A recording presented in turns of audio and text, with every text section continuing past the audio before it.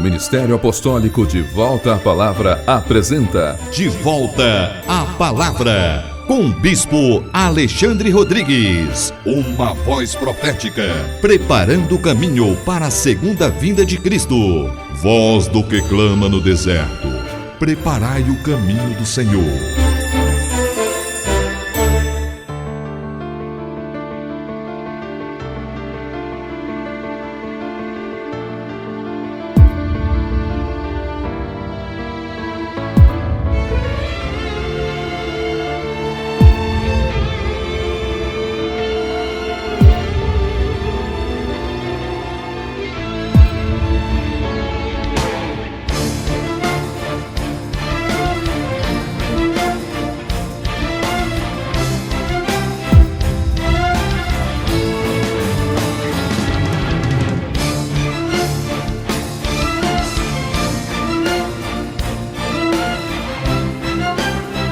Bom dia, toda honra e toda glória sejam dadas ao nosso Senhor e Salvador Jesus Cristo, ao Senhor da Igreja e a todos vocês que estão em casa, graça e paz vos sejam multiplicadas. Este é o programa De Volta à Palavra, um programa do Ministério Apostólico De Volta à Palavra, um ministério que é comprometido com a edificação do corpo de Cristo. Estamos aqui neste ministério, também aqui neste programa, sempre ministrando palavras que possam alcançar o coração do povo de Deus, daqueles que verdadeiramente amam a Deus e a sua palavra e que desejam conhecê-lo segundo a Bíblia Sagrada, segundo o Novo Testamento, que é a única base de fé e regra de prática cristãs, em que a igreja se alicerça ali na expectativa de que, cumprindo com tal palavra, seremos todos nós então edificados e aprovados naquele grande dia, no dia da vinda de Jesus Cristo. Eu quero abrir este programa lembrando a vocês que nós, neste final de semana, estamos em pleno retiro espiritual de final de ano. E, portanto, a nossa reunião de amanhã, a reunião que acontece amanhã, domingo, não acontecerá no nosso local de reuniões aqui em Taguatinga.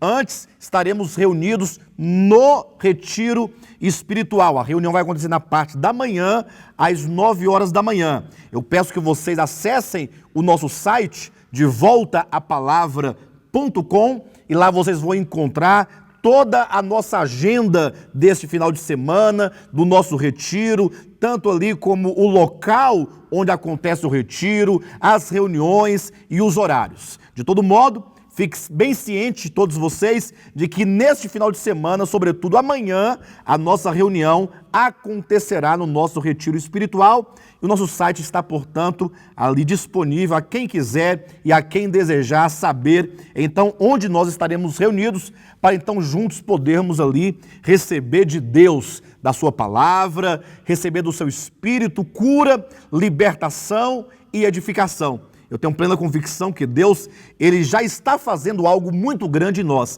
Portanto, vocês são os nossos convidados especiais para estarem conosco neste retiro, ou nas reuniões deste retiro. Façam uma visita ao nosso site e lá vocês terão toda a agenda disponível. Queridos, estamos ministrando uma palavra, na verdade estamos dentro de uma série de mensagens, que é a série apologética, fazendo então a defesa da fé. Essa série é um convite à reflexão, é um convite a voltar os olhos e o coração para a palavra de Deus, para que então possamos verificar qual é a sã doutrina que se encontra no Novo Testamento. Ou seja, qual é a doutrina apostólica? Essa questão de doutrina apostólica é algo muito sério e algo muito relevante a se falar nos dias de hoje. Haja vista que a palavra de Deus, a própria Bíblia declara que os apóstolos foram colocados por Jesus Cristo para que ali, mediante o estabelecimento da doutrina apostólica, a igreja então pudesse ser edificada. É o que está em Efésios capítulo 2, versículo 20, que a igreja é edificada sobre o fundamento dos apóstolos e profetas. E, portanto, se você faz parte da igreja mística de Jesus Cristo, do corpo de Cristo, e você então se entende, se compreende como alguém, como uma pedra viva, que na casa de Deus, na igreja do Deus vivo, você está dentro de um processo de edificação, então você precisa se preocupar com a questão da doutrina. Isto porque nos dias de hoje, em pleno século XXI, há muitas falsas doutrinas. Ao longo da história, nós temos verificado como que homens desviados da verdade ou homens não comprometidos com a verdade de Deus em sua palavra têm criado, têm inventado as mais diversas doutrinas humanas, quando não doutrinas demoníacas, que afastam o povo de Deus da verdade, da fé evangélica, não do movimento evangélico, como se concebe nos dias de hoje, mas da fé evangélica no sentido da fé bíblica, da fé dos evangelhos, da fé do Novo Testamento, conforme nós podemos ler em Atos capítulo 2, versículo 42, que a igreja do primeiro século, ela perseverava na doutrina dos apóstolos, ou seja, a perseverança na doutrina dos primeiros apóstolos, tais como fundamentos da igreja, é requisito fundamental para todos aqueles que levam a sério a obra de Deus e que desejam, no íntimo, serem edificados nesta verdade, chamada a verdade neotestamentária. Então, essa série apologética, na verdade, visa ao esclarecimento dessa fé bíblica, dessas verdades, do modo como se encontra na Escritura, ao mesmo tempo em que nós fazemos a refutação dos falsos ensinamentos. Portanto, a cada sábado temos demonstrado aqui um aspecto do verdadeiro evangelho em oposição a algum aspecto do falso evangelho. Nesses últimos dias, temos falado sobre o evangelho de Cristo em oposição ao evangelho sem Cristo. E talvez isso soe um tanto estranho para você que nesta manhã assiste a este programa. Talvez como quem perguntasse, mas como pode haver um evangelho sem Cristo? Muito simples. O simples fato de um evangelho, ou de um pregador, ou de em alguma mensagem, se trazer ali o nome de Cristo, não significa necessariamente que seja o Cristo da Bíblia. Até porque a própria Escritura, o Novo Testamento, o próprio Jesus e os apóstolos nos advertiram de que muitos viriam em nome de Jesus, muitos pregariam no nome de Jesus, fariam uso apenas do nome de Cristo, ao mesmo tempo em que eles iriam negar as suas palavras, negar a sã doutrina. Então, não é porque alguns falam o nome de Jesus que eles trazem o Jesus da Escritura. Quando declaramos o evangelho sem Cristo, queremos dizer que há muitos evangelhos que são pseudo-evangelhos, são falsos evangelhos que não trazem o Cristo da Bíblia. E, portanto, ainda que trazem outros Cristos, não trazem, contudo, o Cristo da Escritura, razão porque falamos o evangelho sem Cristo, no sentido de sem o Cristo da Escritura. Temos, portanto, abordado a questão: Jesus é o Salvador da humanidade. Esta é a grande declaração, uma das grandes declarações bíblicas. Já abordamos que Jesus é Deus, ou seja, o evangelho verdadeiro, ele afirma, confirma e ratifica que Jesus é Deus, afirma a divindade do Filho, e o verdadeiro evangelho também concorda e confirma que Jesus é o Salvador da humanidade. E isso de maneira absoluta. Declarar que Jesus é o Salvador do mundo implica dizer que Ele é a própria salvação, que Ele é a solução de Deus para o homem caído, de modo que não existe salvação sem Cristo, não existe salvação fora de Cristo, e que não existe salvação em qualquer outra coisa que não seja o próprio Senhor. Só Jesus salva. Está na Bíblia em Atos capítulo 4, versículo 12, na declaração do apóstolo Pedro, que não há salvação em nenhum outro nome que se possa referir nos céus e na terra e debaixo da terra. Ou seja, a plena salvação de Deus, que acontece tanto na pessoa, no ser daquele que é salvo, a salvação que se opera no espírito, na alma e no corpo, tanto quanto a salvação temporal e espacial, no tempo, que tira o homem de uma condição pecaminosa, de uma condição perversa, e o leva em segurança até a eternidade. Essa salvação plena só pode ser executada e só pode ser efetuada absolutamente por Jesus Cristo. O homem nada pode dar para que ele possa então garantir essa salvação.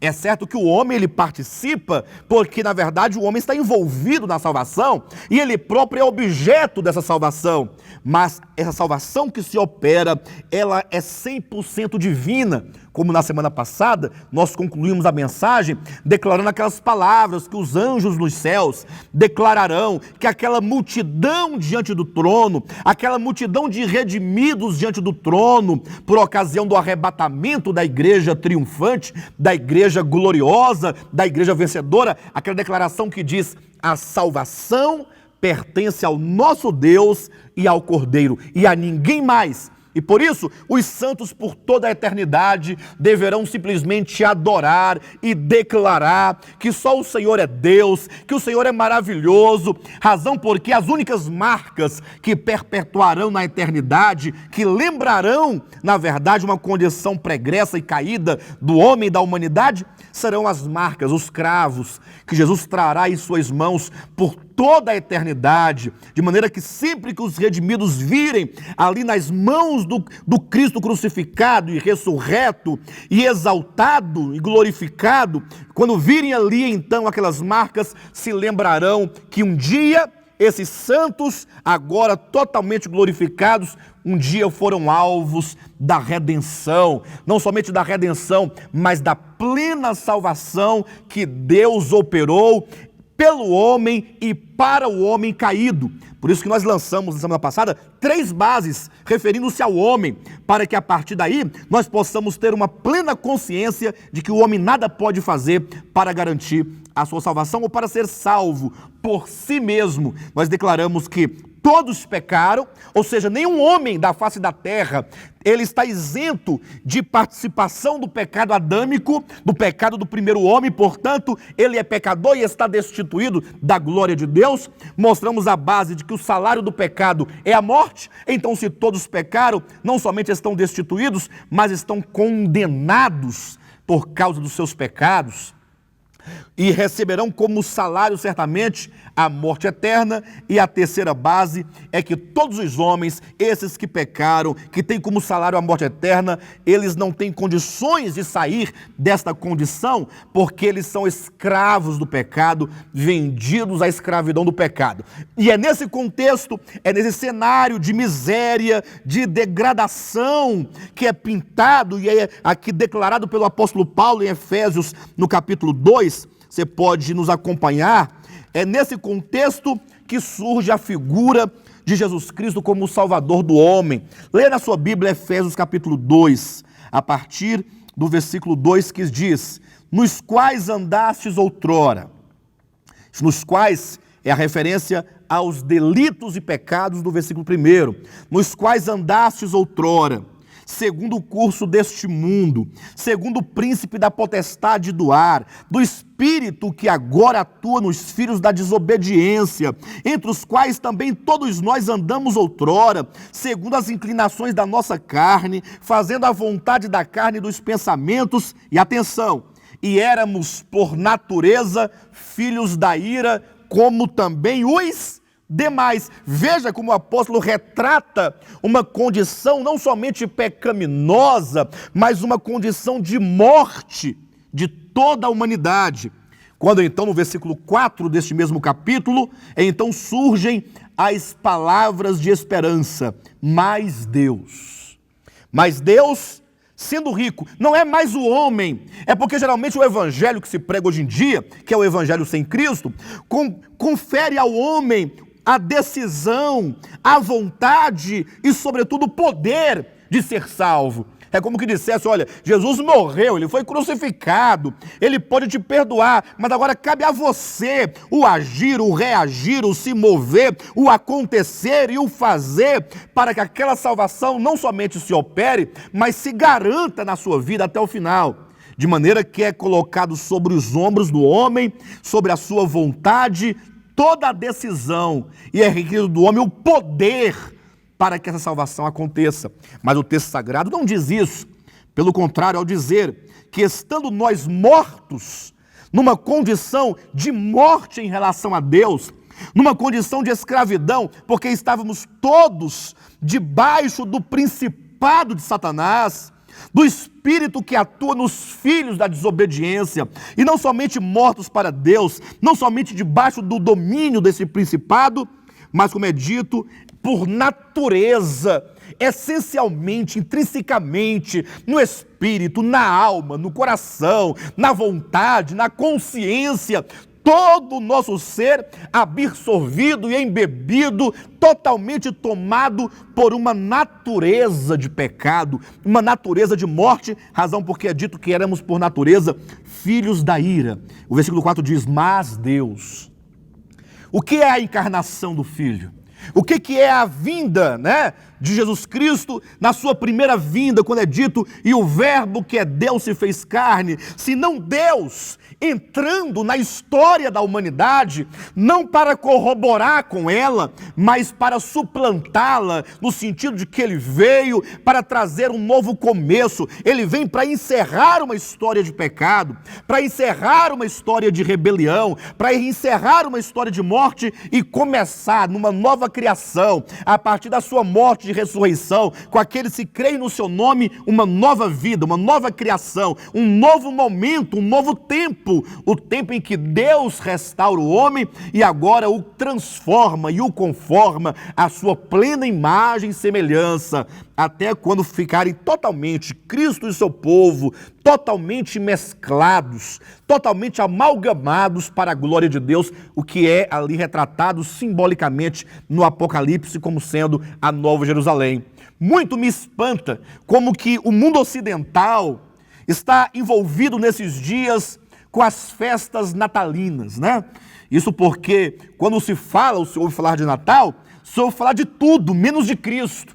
Fala-se de Papai Noel, fala-se de árvore de Natal, fala-se de amigo oculto, fala-se de peru, de chester, de tantas coisas, de comida e bebida e vinho e tantas coisas meramente humanas e carnais, mas não se fala de Cristo. E sabe qual é a razão? É porque o Natal que se prega e o Natal que se pratica não é verdadeiramente a comemoração do nascimento de Cristo. Na verdade, é a comemoração, mesmo inconscientemente, de um Natal pagão que está vinculado a toda uma cultura e adoração pagã dos antigos na antiguidade, como vem também carregado com esse espírito capitalista de consumo, como se vê claramente na maioria das casas e dos lugares e também das igrejas evangélicas.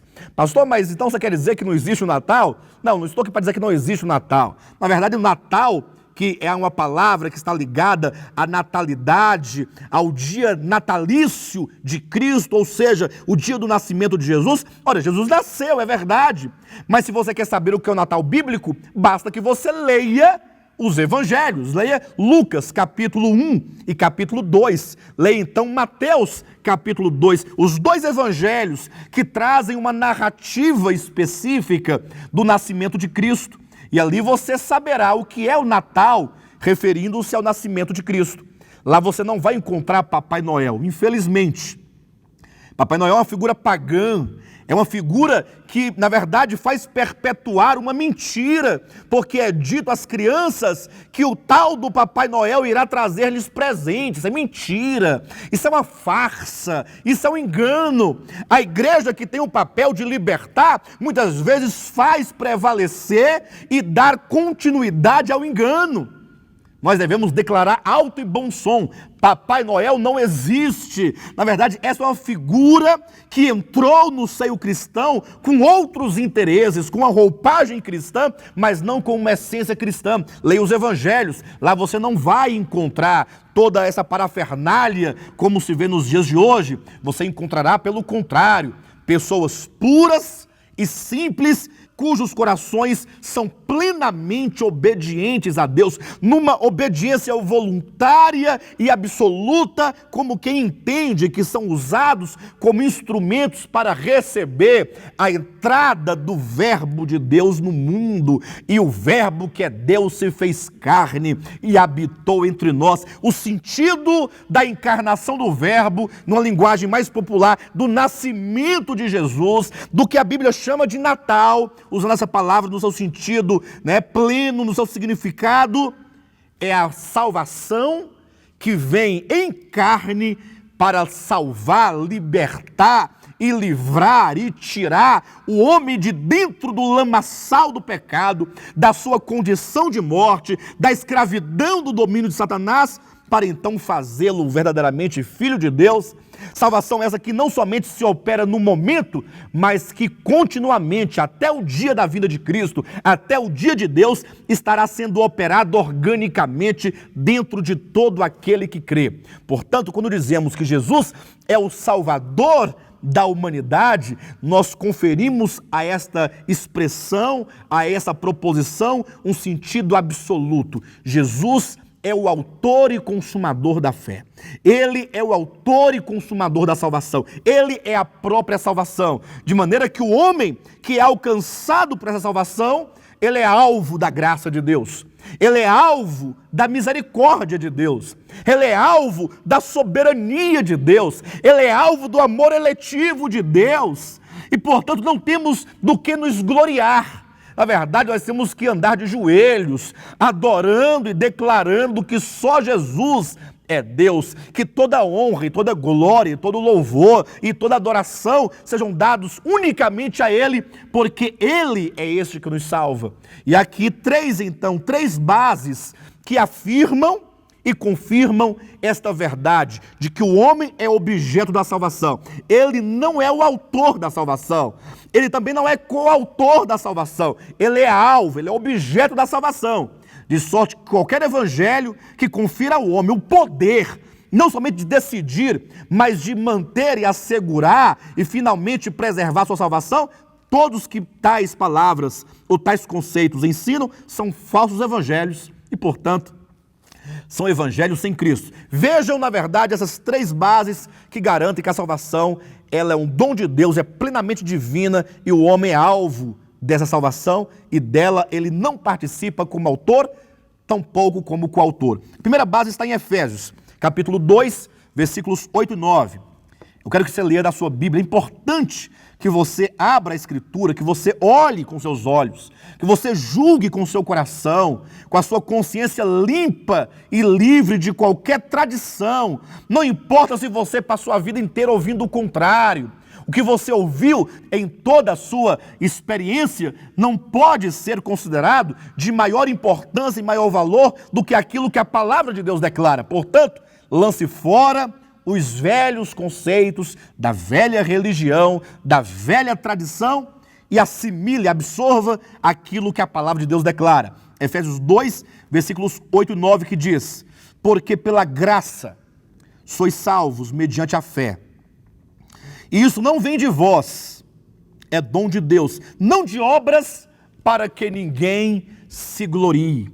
Bastava apenas esse texto para cessarem as dúvidas em relação aos méritos da salvação, porque é um texto explícito, é um texto expresso claramente, com palavras que bastam serem lidas com simplicidade para serem então entendidas. Não é preciso aqui nenhum curso de teologia, nada assim de maior complexidade, basta que você entenda que pela graça sois salvos mediante a fé. Isso não vem de você, é dom de Deus. Salvação é dom de Deus, é Ele quem dá, e Ele a dá gratuitamente, como é dito, não de obras. A salvação não depende do seu esforço, da sua capacidade, do seu fazer, da sua indústria. Não, a indústria humana não é capaz de ganhar, adquirir, comprar a salvação, porque a salvação é, como dizem em Romanos capítulo 6, versículo 23, a vida eterna é o dom gratuito de Deus. A morte eterna não. A morte eterna é o salário do pecado. Quando o pecador for ali lançado no lago de fogo, ele estará recebendo a justa recompensa pelo fato de ele ser um pecador, porque o salário do pecado é a morte. Entretanto, o dom gratuito de Deus é a vida eterna. A vida eterna não é salário, é o dom gratuito. Isso pode ser demonstrado, mais uma vez, aqui no livro de Romanos, capítulo 4, como que isso é verdade. Abra sua Bíblia, capítulo 4 de Romanos, e esta é a segunda base que fundamenta e deixa claro esta verdade de que a salvação não é do homem, o homem não é autor nem coautor da salvação. Romanos capítulo 4, a partir do versículo 1, que diz: que, pois, diremos ter alcançado Abraão, nosso pai, segundo a carne? Porque se Abraão foi justificado por obras, ele tem do que se gloriar, porém não diante de Deus. Pois o que diz a Escritura, versículo 3, Abraão creu em Deus e isso lhe foi imputado para a justiça. Ora, ao que trabalha, o salário não é considerado como favor, e sim como dívida. Mas ao que não trabalha, porém crê naquele que justifica o ímpio, a sua fé lhe é atribuída como justiça. E é assim, versículo 6, também que Davi declara ser bem-aventurado o homem a quem Deus atribui justiça independentemente de obras. Versículo 7, bem-aventurados aqueles cujas iniquidades são perdoadas e cujos pecados são cobertos. Versículo 8, bem-aventurado o homem a quem o Senhor jamais imputará pecado. Ora, se todos pecaram e destituídos estão da glória de Deus, que homem é este a quem o Senhor jamais imputará a ele pecado? Sendo todos pecadores, que homens são esses a quem o Senhor não imputa o pecado? É aquele que creu em Deus, como fez Abraão. O crer, o tão somente acreditar que o poder de Deus, o Deus que chama à existência o que não existe, o Deus que traz à existência as coisas que não existem, o Deus que ressuscita os mortos, é essa fé, é esse crer, que já é um dom de Deus, que não vem de nós, é dom de Deus, é esta fé. E é este homem que crê a quem Deus jamais imputará pecado. Pelo contrário, ele será declarado justo. A justificação, que é o ingresso para a vida eterna, que é o passaporte para a eternidade com Deus, não é fruto, nem tampouco produto de obra humana. Como é dito, ora, ao que trabalha, o salário não é considerado como favor. Porque se a salvação fosse resultado das nossas obras, do nosso trabalho, então não se pode afirmar que a salvação seja um dom de Deus. Deveria dizer que a salvação é o salário de Deus àqueles que trabalharam. Mas não é isso que a Bíblia declara. Antes diz, ora, ao que trabalha o salário não é considerado como favor, e sim como dívida, mas ao que não trabalha, ou seja, aquele que é salvo sem as suas obras, porém crê naquele que justifica o ímpio, a sua fé lhe é atribuída como justiça. É por isso que no livro de Romanos, no capítulo 11, eu quero que você abra sua Bíblia para ler mais este versículo, nos declara que onde a graça não pode haver obras, do contrário, a graça deixaria de ser graça. Capítulo 11, versículos 5 e 6, que diz: assim, pois, também agora, no tempo de hoje, sobrevive um remanescente segundo a eleição da graça. E se é pela graça, já não é pelas obras, do contrário, a graça já não é graça. Quando afirmamos que Jesus é o Salvador, conferimos a Ele totalmente todos os méritos absolutos da salvação e, portanto, o homem, ele não pode ser autor, tampouco coautor da salvação. O Evangelho de Cristo o tem como Salvador absoluto. O Evangelho sem Cristo fala de Cristo, até fala que Ele salva, mas na hora mesmo da salvação, na hora mesmo de adentrar os portões da eternidade com Deus, o que é requerido, segundo o falso Evangelho, são obras humanas, madeira, feno e palha. Coisas essas que diante do tribunal de Cristo serão todas destruídas. Quero lembrar a todos vocês que a nossa reunião de amanhã não acontecerá no nosso local de reuniões aqui em Taguatinga. Antes acontecerá no nosso retiro espiritual. Estamos em pleno retiro, né? Então, a partir de amanhã, dia 30, começará nosso retiro. Portanto, acesse o nosso site, devoltapalavra.com, e lá vocês vão encontrar a agenda do nosso retiro, os horários de reuniões e também ali o endereço do nosso retiro espiritual. Vocês poderão ir e participar tranquilamente de cada uma das nossas reuniões em o nome de Jesus. Vá você, a sua família. Não se esqueça que a cada sábado, às 9 da manhã, estamos aqui neste programa ministrando a palavra de Deus e também em Planaltina, na nossa extensão ministerial e também em Goiânia, ali a cada domingo com os pastores para a glória de Deus. Não deixe de nos fazer uma visita. Tenham todos vocês um bom sábado e Jesus Cristo é o nosso Senhor.